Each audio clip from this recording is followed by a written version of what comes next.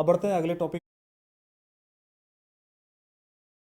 Topic की तरफ, अगले क्लास ऑफ डायरेटिक की तरफ। और पहला क्लास हमने देखा कार्बनिक एनाइड्रेज इनहिबिटर।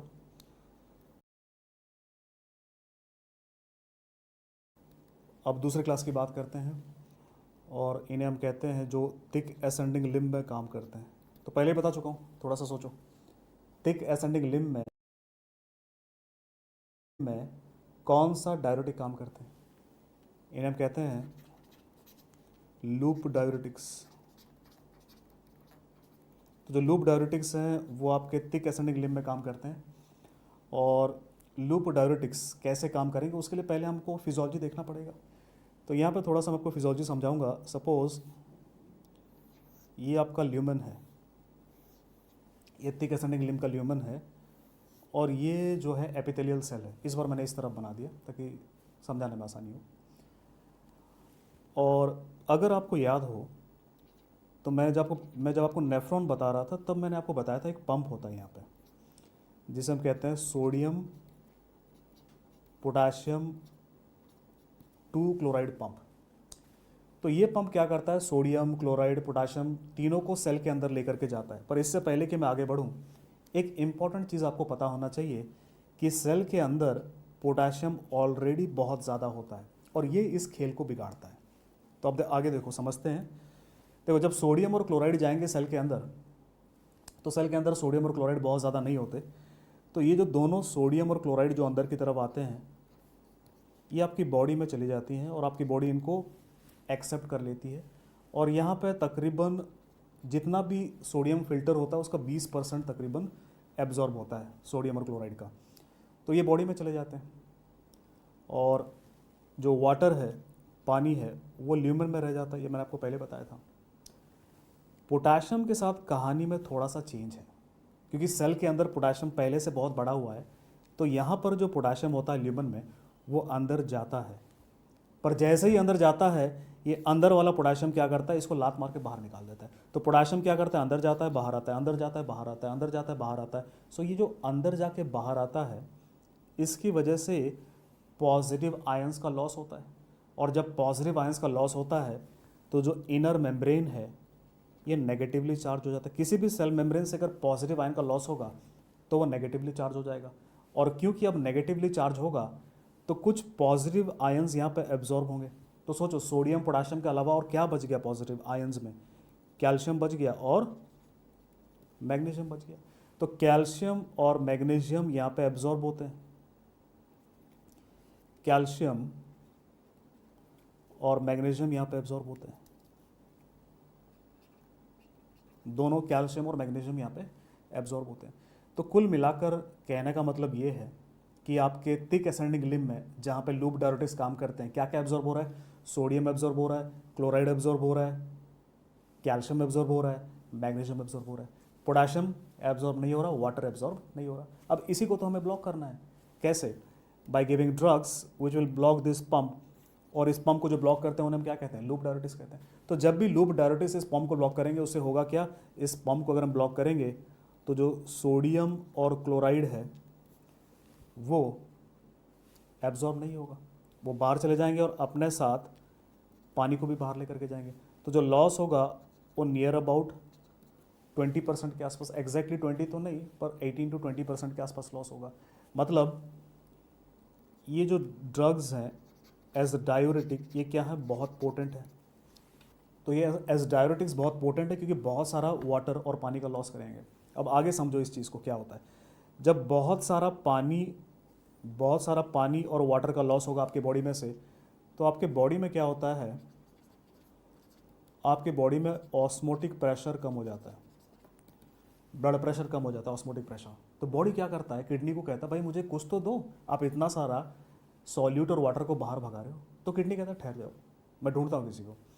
तो यहाँ पर यूरिक एसिड मिल जाता है घूमते फिरते, और किडनी कहता है भाई यूरिक एसिड तू तो ऑस्मोटिक है, तू बॉडी में वापस जा और अपने साथ कुछ पानी को लेकर के जा। तो क्योंकि सोडियम क्लोराइड वाटर लॉस होने की वजह से ऑस्मोटिक प्रेशर बहुत कम हो जाता है, उसकी वजह से यहाँ पे यूरिक एसिड का रीएब्जॉर्प्शन बढ़ जाता है और आपके बॉडी में क्या बढ़ जाता है? यूरिक एसिड बढ़ जाता है। राइट। अब आगे चलते हैं। यहाँ पे पोटाशियम अंदर नहीं जा रहा, पंप को ब्लॉक कर दिया, पोटाशियम अंदर नहीं जा रहा, मतलब ये जो पॉजिटिव आयंस का ग्रेडियंट क्रिएट हो रहा था वो नहीं हो रहा। तो यहाँ पे जो नेगेटिव चार्ज बन रहा था वो नहीं बनेगा। तो कैल्शियम और मैग्नीशियम जो एब्जॉर्ब हो रहा था वो नहीं होगा। तो यहाँ पे क्या बढ़ जाएगा, कैल्शियम बढ़ जाएगा और मैग्नीशियम बढ़ जाएगा। दूसरा, मैंने आपको क्या बताया था कि जब भी आप कलेक्टिंग डक्ट में बहुत सारा सोडियम भेजेंगे, भाई ये जो सोडियम है आखिर में जाएगा कहाँ, कलेक्टिंग डक्ट ही जाएगा ना।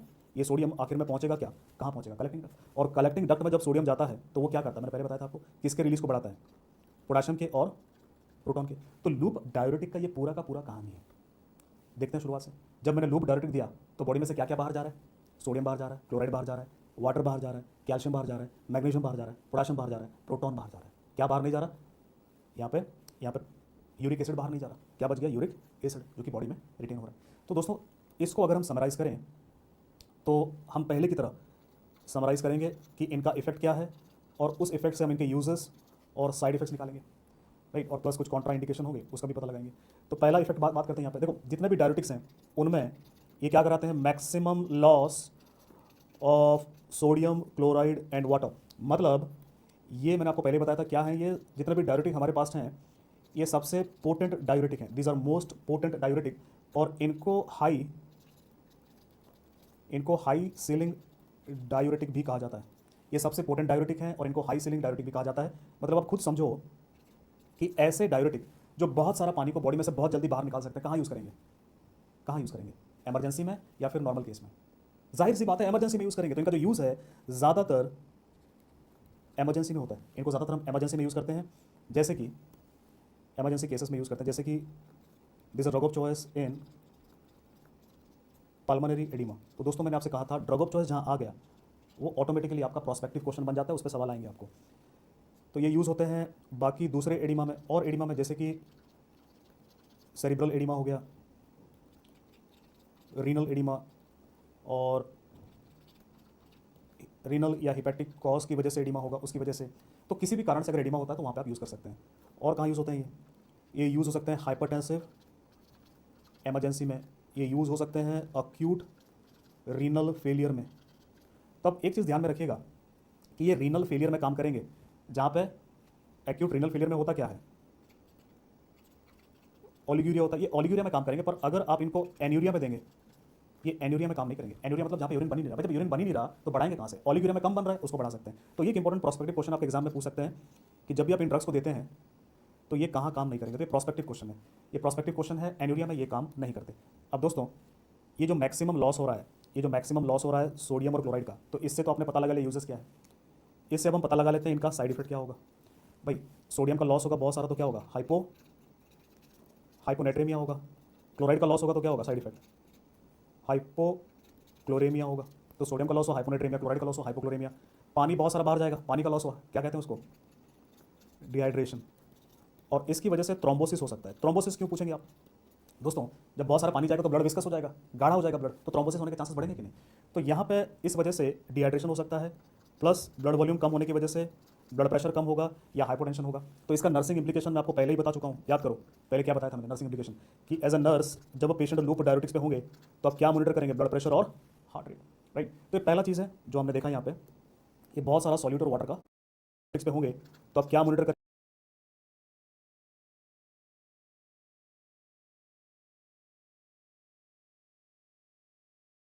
करेंगे, ब्लड प्रेशर और हार्ट रेट, राइट। तो ये पहला चीज़ है जो हमने देखा यहाँ पे, ये बहुत सारा सॉल्यूट और वाटर का लॉस कराएंगे, पहला इफेक्ट। दूसरा इफेक्ट ध्यान रखिए, loop diuretics they increase prostaglandin release. तो ये प्रोस्टाग्लैंडिन के रिलीज को बढ़ाते हैं।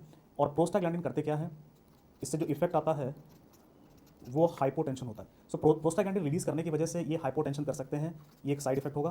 प्लस ये जो प्रोस्टाग्लैंडिन है ये कंट्रीब्यूट करते हैं, दे कंट्रीब्यूट टू डायूरेसिस। तो इसका जो डायूरेटिक इफेक्ट है वो उस पंप के अलावा प्रोस्टाग्लैंडिन की वजह से भी होता है। तो यहाँ पे एक इंपॉर्टेंट चीज़ आपने याद रखना है, ध्यान में रखना है, एक इंपॉर्टेंट नर्सिंग इंप्लीकेशन है कि आपको ये पता होना चाहिए कि एनसेड्स क्या करेंगे, NSAIDs they will decrease effect of loop diuretics. तो जब भी आप एनसेड्स देंगे वो लूप डायूरेटिक इफेक्ट को कम करेंगे। क्यों, क्योंकि एनसेड्स किसके सिंथेसिस को कम करते हैं, they block synthesis of prostaglandins. तो ये एक इंपॉर्टेंट नर्सिंग इंप्लीकेशन जो आपको याद होना चाहिए। तीसरा, अगर हम बात करें लूप डायूरेटिक्स की, तो मैंने आपको क्या बताया था, जब बहुत सारा सोडियम क्लोराइड पानी का लॉस होता है तो उसकी वजह से बॉडी क्या रीएब्जॉर्ब करना चालू कर देता है, क्या? Uric acid. So there is increase uric acid reabsorption. तो यूरिक एसिड का रीएब्जॉर्प्शन बढ़ेगा तो दोस्तों साइड इफेक्ट क्या हो सकता है? इंक्रीज यूरिक सोडियम देंगे वो लूप डायरेटिक इफेक्ट को कम करेंगे। क्यों? क्योंकि एनसेड्स किसके सिंथेसिस को कम करते हैं? They block synthesis of prostaglandins. तो ये एक इंपॉर्टेंट नर्सिंग इंडिकेशन जो आपको याद होना चाहिए। तीसरा, अगर हम बात करें लूप डायरेटिक्स की, तो मैंने आपको क्या बताया था, जब बहुत सारा सोडियम क्लोराइड पानी का लॉस होता है तो उसकी वजह से बॉडी क्या रीएब्जॉर्ब करना चालू कर देता है, क्या? Uric acid. So there is increase uric acid reabsorption. तो यूरिक एसिड का रीएब्जॉर्प्शन बढ़ेगा तो दोस्तों साइड इफेक्ट क्या हो सकता है? Hyperuricemia. और चालू कर देता है, क्या? Uric acid. So there is क्या बताया था, जब बहुत सारा सोडियम क्लोराइड पानी का लॉस होता है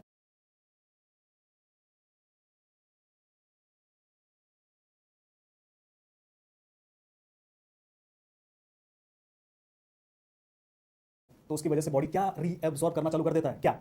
uric acid. So there is increase uric acid reabsorption. तो यूरिक एसिड का रीएब्जॉर्प्शन बढ़ेगा तो दोस्तों साइड इफेक्ट क्या हो सकता है? Hyperuricemia. और हाइपर यूरिसेमिया होने की वजह से कौन सी बीमारी हो सकती है? यूरिक एसिड बढ़ने से कौन सी बीमारी होती है? गाउट। तो यहाँ पे आपके लिए एक इंपॉर्टेंट नर्सिंग एप्लीकेशन है। आपको पेशेंट को कुछ सिखाना है। You have to teach the patient about symptoms of gout. तो पेशेंट को आपको गाउट के सिम्टम्स के बारे में बताना है, जैसे कि क्या होता है गाउट में? जॉइंट पेन होगा, जॉइंट स्वेलिंग होगा।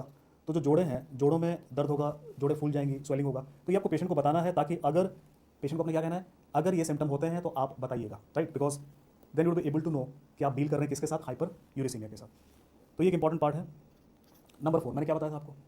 मैं जब पोटाशियम अंदर नहीं जा रहा, जब पोटाशियम अंदर नहीं जा रहा और बाहर आ रहा है, उसकी वजह से जो कैल्शियम और मैग्नीशियम वो अंदर जा रहे थे, लेकिन ब्लॉक होने की वजह से वो भी अंदर नहीं जाएंगे। मतलब किसका लॉस बढ़ जाएगा? कैल्शियम का लॉस बढ़ जाएगा, इंक्रीज कैल्शियम लॉस। अब आप सोचो, कैल्शियम का लॉस बढ़ेगा तो साइड इफेक्ट क्या होगा? दोस्तों कैल्शियम का लॉस बढ़ेगा तो साइड इफेक्ट क्या होगा? हाइपो कैल्सिमिया।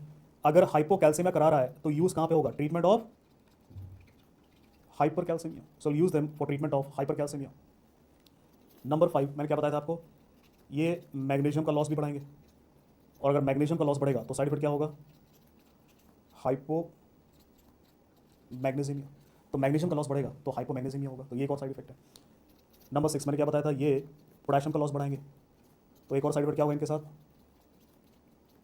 हाइपोकेलेमिया। सो ये पोटेशियम का लॉस बढ़ाएंगे, उससे हाइपोकेलेमिया होगा। और हाइपोकेलेमिया का नर्सिंग इंप्लीकेशन बता चुका हूँ। सिम्टम्स के बारे में बताना है आपको पेशेंट को, abnormal rhythm, muscle pain, cramps, याद है? उसके अलावा ये क्या बढ़ाएंगे? प्रोटॉन के लॉस को बढ़ाएंगे। ये मैं पहले बता चुका हूँ आपको। प्रोटॉन का लॉस या एसिड का लॉस जब बढ़ेगा बॉडी में से तो क्या होता है? क्या होता है? मेटाबॉलिक एल्कलोसिस होता है। और क्या होता है ये बताया था मैंने आपको। अब कुछ और बातें बताऊंगा मैं आपको जो हमने डिस्कस नहीं किया अभी तक। ये क्या करते हैं? पोटेशियम कम करने की वजह से, जो हाइपोकेलेमिया होता है, हाइपोकेलेमिया की वजह से ये क्या करेंगे? इंसुलिन के रिलीज को कम कर देंगे।